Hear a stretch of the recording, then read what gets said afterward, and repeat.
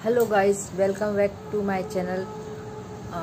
आज दूसरा दिन है मेरी स्टोरी का, तो 2 डेज़ में आपका स्वागत है।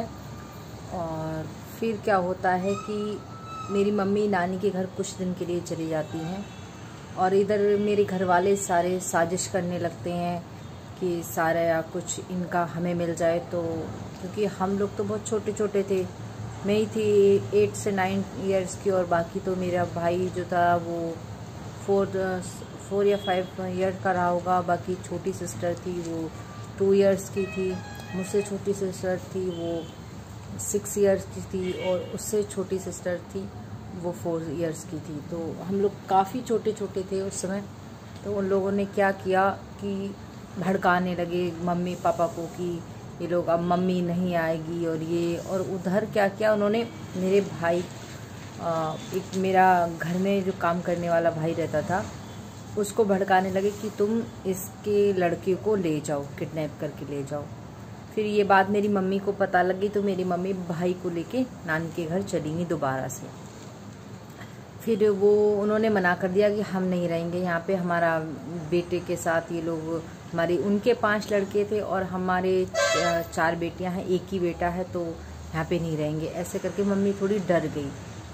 तो उन लोगों ने क्या किया कि साजिश करके वहाँ पे बोला मम्मी को ज़बरदस्ती उठा ले आते हैं, वहाँ पे वो नहीं आएगी, ऐसे करके भड़काने लगी।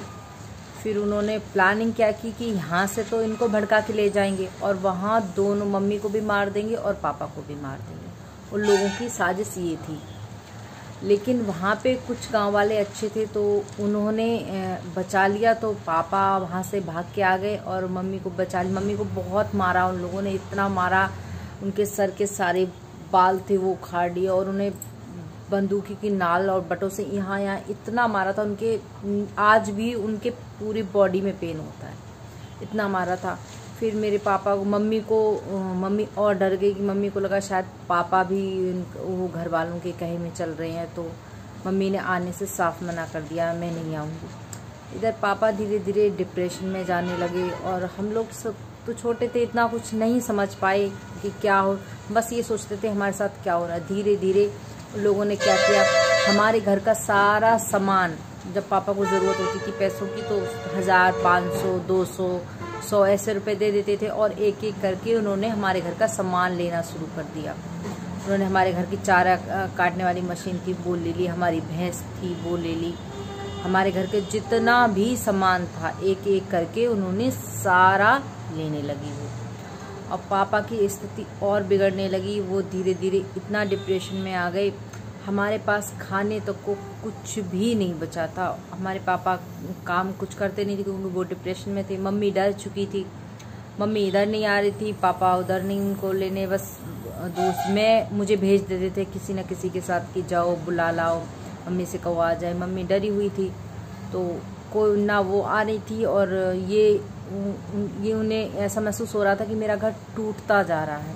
तो वो इतने डिप्रेशन में हो गए थे कि वो लकड़ी की छाल खाने लगे थे, कभी भी रोने लगते थे, कभी खाना खाते कभी नहीं खाते। मैं 9th ईयर्स की होंगी शायद, मैं जैसा भी खाना उल्टा सीधा बना पाती थी वैसा बनाती थी क्योंकि पेट तो भरना ही होता है ना। हम लोगों को कोई नहीं पूछ रहा था, दिवाली होली कुछ भी होती कोई भी हमें खाना देने वाला नहीं था, कोई भी हमारे लिए कोई सपोर्ट करने वाला नहीं था। बस हम घर में अपने बहन भाइयों के साथ रहती थी, एक बहन मेरी मम्मी के साथ थी और भाई था, बाकी हम 3 घर पे अकेले बस रहते।